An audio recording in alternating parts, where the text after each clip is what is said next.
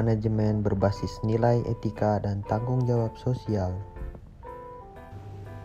Pembeda utama dari gaya-gaya manajemen yang bermunculan terletak pada nilai-nilai yang berlaku pada bangsa atau negara yang bersangkutan. Artinya, apabila fungsi-fungsi manajemen yang dijalankan sama, baik di Jepang, Cina, Korea, atau di mana saja, aspek utama yang membedakan adalah pada nilai-nilai yang berlaku di negara tersebut. Nilai dan teori nilai dapat diklasifikasikan menjadi berbagai jenis. Ji pada tahun 1993 menggolongkan nilai-nilai menjadi 8 kelompok, yaitu pertama nilai-nilai ekonomis, mencakup barang atau jasa yang dapat diperjualbelikan dan nilainya ditunjukkan oleh harga pasar.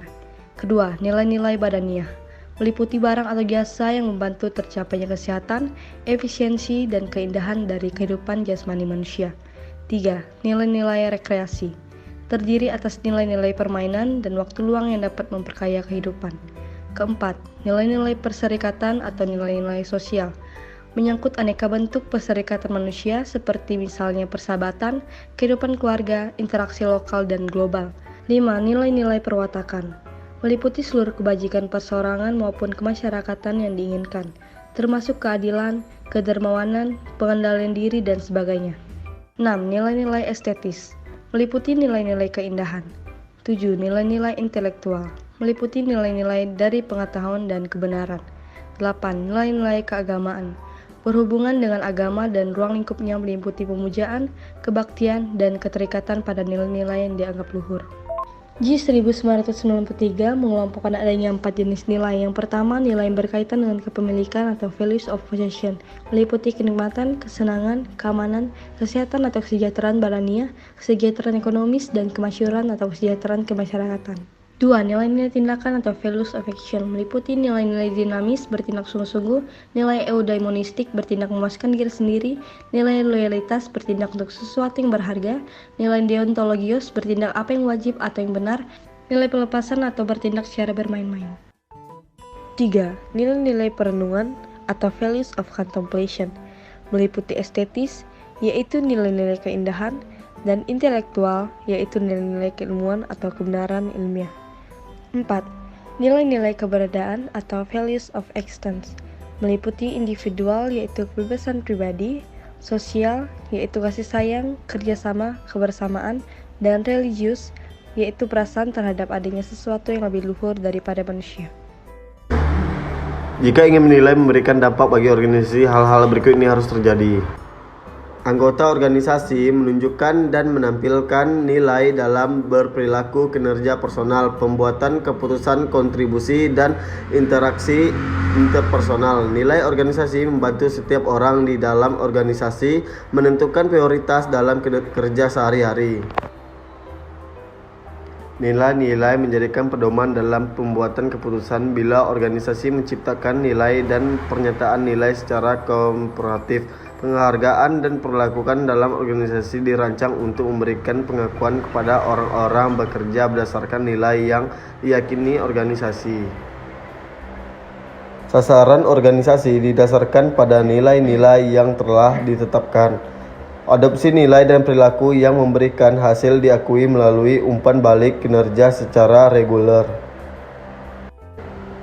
Organisasi merekrut dan mempromosikan individu yang pandangan dan tindakannya sejalan dengan nilai organisasi. Partisipasi aktif seluruh anggota organisasi akan menjamin budaya organisasi yang didasarkan oleh nilai keseluruhan organisasi. Nilai dapat dibentuk melalui berbagai metode. 3 diantaranya adalah 1. Penamaan nilai-nilai, 2. Pemodelan, dan yang ketiga klarifikasi nilai-nilai. Peran dan manfaat nilai organisasi. 1. Memberikan kerangka kerja cara organisasi memperlakukan rekan kerja di tempat kerja. 2. Memberikan kerangka kerja cara organisasi memperlakukan konsumennya. 3. Membantu kita memahami kehidupan kerja kita dan kesesuaian kehidupan kita dengan organisasi. 4. Memberikan kerangka kerja untuk mewujudkan visi dan meningkatkan efisiensi organisasi. 5. Menciptakan lingkungan kerja agar kondusif untuk mewujudkan kepuasan kerja dan menemukan pekerjaan yang menyenangkan dan menantang. 6. Membedakan perusahaan dari perusahaan yang lain. Nilai di tempat kerja semakin penting karena kita bekerja di bawah tekanan waktu dan nilai memberi kita pedoman untuk berperilaku. 2. Kita hidup di dunia yang penuh persaingan dan nilai membantu kita menunjukkan kepada konsumen dan calon karyawan perbedaan kita dengan perusahaan lain. 3. Orang-orang semakin menyadari nilai organisasi dan mencarinya.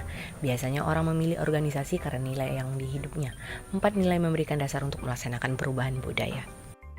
5. Nilai membantu orang-orang dan organisasi untuk mencapai kesuksesan. 6. Nilai berpengaruh pada praktik profesional. 7. Nilai memberikan ukuran keberhasilan individu atau kadang organisasi memasukkannya dalam penilaian kinerja karyawan. 6. Nilai memberikan stabilitas dalam masa perubahan, misalnya bagaimana kita mengimplementasikan perubahan selaras dengan nilai itu. Evaluasi nilai-nilai. Yang pertama adalah viability.